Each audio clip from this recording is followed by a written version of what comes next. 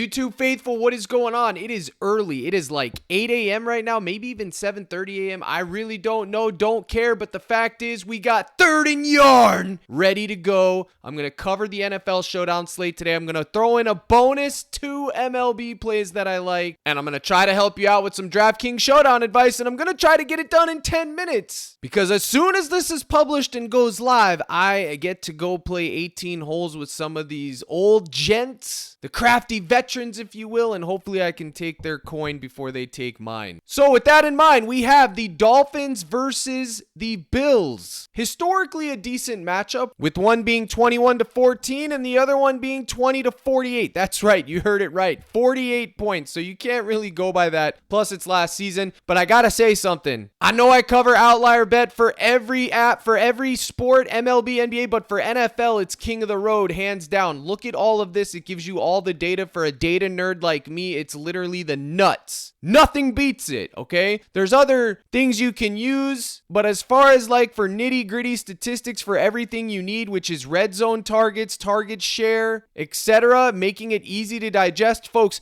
if you're looking at data and don't know how to digest it, don't know what it means, it's absolutely useless, all right? Captain Crush pops open his car hood. I see a bunch of spaghetti engine parts. I got no idea what I'm looking at, much less what goes where. It's the same thing when you're looking at this data, y'all. You got to know what you're looking at, and they break it down. Use code CRUSH, get your bonus, get your free week. Links in the description. Now, with that in mind, the first thing I want to talk about is Tyreek Cheetah Hill, the man that was just put in cuffs last week. My goodness, did you see the body cam? I'm not even going to get into all that. This is just absolutely ridiculous situation. I mean, just ridiculous, the world we live, everything that goes on. But anyways, Tyreek Hill, look at his targets, 171, 31% target share. He dominates the targets on his team. Second is going to be my man Jalen Waddle, and then red zone targets, it's absolutely Tyreek Hill with 35% of the target share, man. Look, you could see the pie chart. He's literally dominating the red zone charts. Now, we also know that A-Chain is questionable, so if A-Chain's out of the mix, I would assume that they're going to be leaning on their passing game more than normal, but who knows, man? Absolutely. I mean, we don't know if A-Chain's playing or not. Who knows? We saw what they did with McCaffrey. Anything is possible, but I'm going to throw you a curveball. For Tyreek Hill, check this out, y'all. This is what I like for the Cheetah. Over 10.5 reception targets, okay, because I feel like he's going to get peppered. I just showed you his target share is the highest on the team, all right, so that one's in the mix. Next, his rush reception touchdown. I always have exposure to this, specifically, especially when it's not a gobby, but it is a popular play, which does scare me. And then the crazy curveball, less 98 receiving yards. It's actually 97.5. I will not be surprised if that moves a little bit lower today. Now, why could I possibly take less on there? Why would I even want the sweat? Couple reasons. Primetime game, number one. Number two, if I'm the Bills, I'm going to target Tyreek Hill, and I'm going to put the pressure on him, and I'm going to make him beat me with Mr. Jalen Waddle. So this is what I like for the Cheetah. And then for Waddle, I'm hoping he gets a little bit of a crispy opening,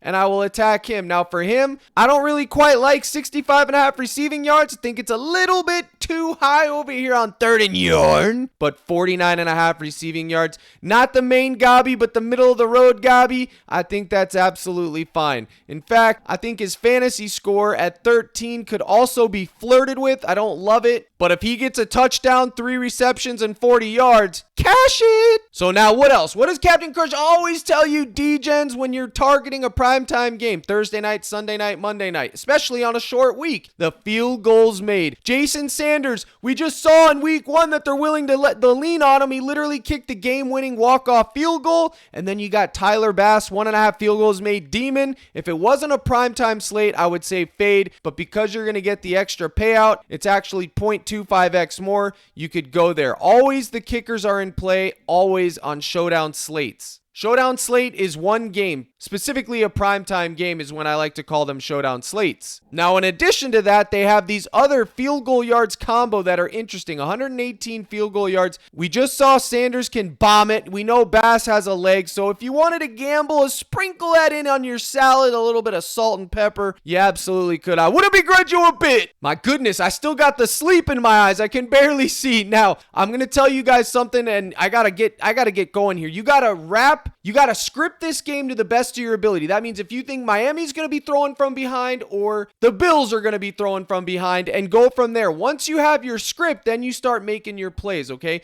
If you think the Bills are going to take the lead and keep it, you'd want to go with James Cook, more 14.5 rush attempts. Now, the last 2 times they played, he was literally on the hook, but you just saw what they did against Arizona. They leaned on him heavy 19 times. Diggs is out of the mix. Their receivers aren't as good as Diggs is. Shakir and Coleman have a lot to be desired. They are good receivers, but they're no Stephon Diggs, all right? Let's be honest. Now, the next thing I want to talk about is Kincaid, the tight end situation. Last week, they didn't even sniff his way. 2 targets. Okay? I don't know what went wrong. I don't know what went down, but I'm telling you right now, Kincaid is a monster among men. He's an absolute demon at what he does, but I personally am going less at 6.5 receiving targets. Now, I think this is kind of a trap because it seems like a no-brainer less, right? We just saw the offensive scheme last week. He wasn't really involved, specifically with Knox back in the mix. It seemed like they were splitting snaps. I don't have the exact snap count off the top of my head, and I can't look because I'm crunched for time, but you can find all that stuff out on Outlier. Simple Google search. But even if Knox only played 25% of the snaps and split it, that's still significant. So Kincaid, less 6.5 receiving targets. I think it's totally in the mix. Now, I could be dead wrong here. This is a gut call. I'm just hoping that they don't go his way one more week and I can get away with this. But the reason I say it feels like a trap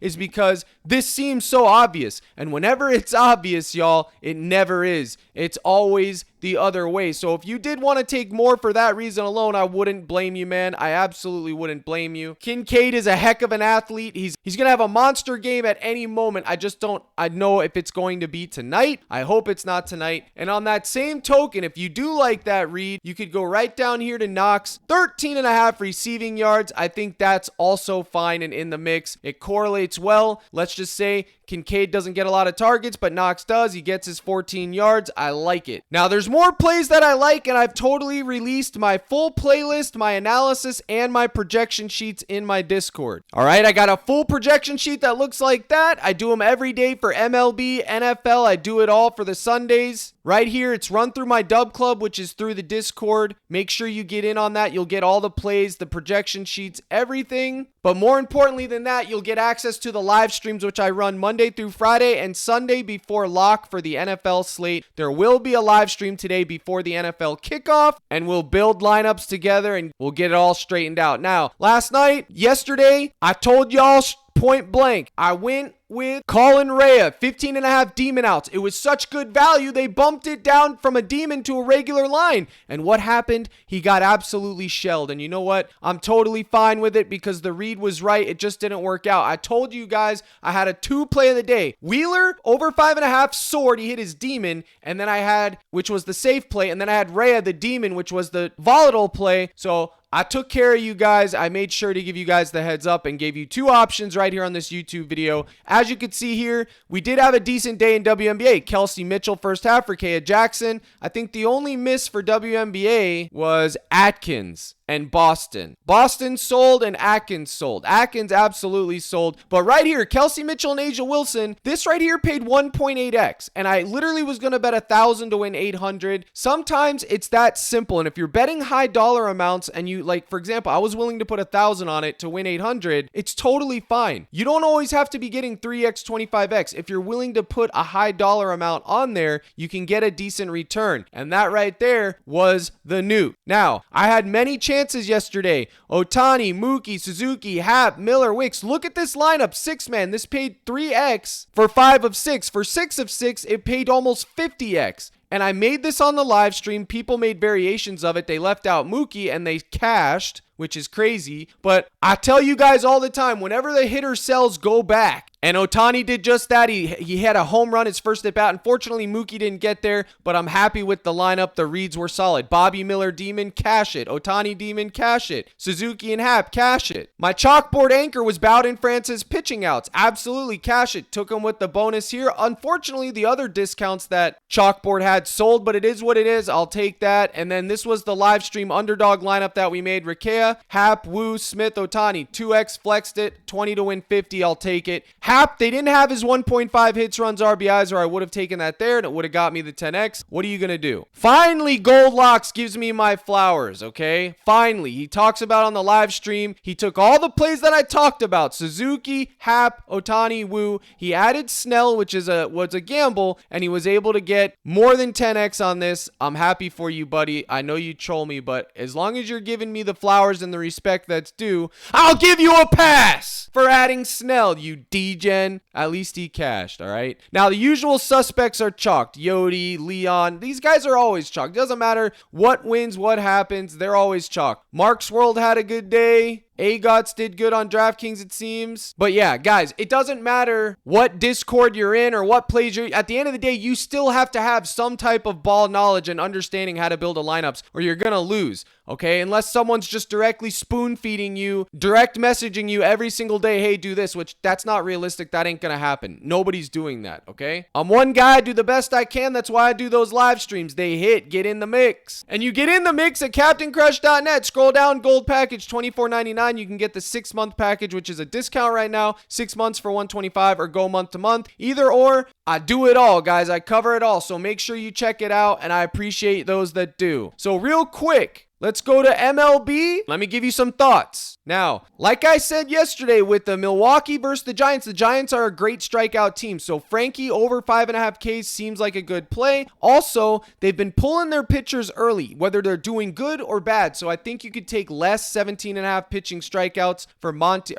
pitching outs, strikeouts. That'd be the lock of the century. But under 17.5 pitching outs, I think is also a decent play, folks. Absolutely. So either one of those is fine if you want to sprinkle them in. And then actually, I believe, where is it at? Scooble, where are you at, Scooby-Doo? I'm coming for you. Scooby! Less 8.5 Ks. Call me crazy, but I always like taking less on these. It's going to be a sweat, I know, so I'm going to hedge it by taking more. 6.5 on his Gabi and less on his normal line. Yeah, I know I'm crazy. I absolutely know that he could get 100 Ks in this spot. I don't care. That's what I'm going to do. And then I'm going to take a gamble on his demon pitching outs. And the other demon that I'm going to take a gamble on is the one and only Valdez. 18.5 pitching outs, as well as his Gabi at 6.5. I think both of them are crispy. I like the matchup. I'm ready to eat chalk. I'm ready to go yarn. Either one is fine with me, baby. Now for DraftKings, we got the Showdown slate, and I'm going to give you one quick tip. Pick a wide receiver as your captain, unless it's a running back like last week with Mason where it's absolutely there. Wide receivers have the highest upside on the slate, okay? So I would pick either Hill, Waddle, Shakir, or something like that. But personally, I'm probably going to go with either Waddle or Shakir. Those are going to be one of my captains. Okay, I have 20 lineups in the 20 max, the $3 20 max. I'll have exposure to Waddle and Shakir as my captains. If you want to go all in on Tyreek Hill, that's fine. But if you do this, I would take him in every one. Take a stand, folks. Whatever you do, take a stand, period. Don't try to get exposure to everyone at captain. That's how you lose. The idea is to get the captain right, and then you'll be able to land hopefully on a 5-man combo if you're doing a 20 max. So focus on getting the captain right. If you do 20 lineups, 10 with one, 10 with another. 2 captains max, bang, take a stand. If you lose, there's always the next Showdown slate. That's how Crush does it, and I think that's how you should do it too. Unfortunately, I don't have a lot of time left to go into more on it, but I will be doing it in the live stream before lock, so make sure you're in the Discord today. CaptainCrush.net gold package. One last thing. UnderDog has a free square with CeeDee Lamb right now and a 30% profit boost with $25 max. You can't beat it. My goodness, you cannot beat it. And they have their streaks thing. I talked about it on yesterday's video. My streak hit yesterday. I'm on 4. I'm going on number 5. The road to 10K, baby. If I can do it, heads are going to roll because I just found out about it. But make sure you use code CRUSH. Take advantage of these promotions. They're one of the best in the business right now. You'll get your deposit match up to $1,000 as well, and 30 free days of the cord. Appreciate you guys tuning in. Here's the salute. Good luck in all your contests. And as always, my brothers and sisters in Christ, let's crush.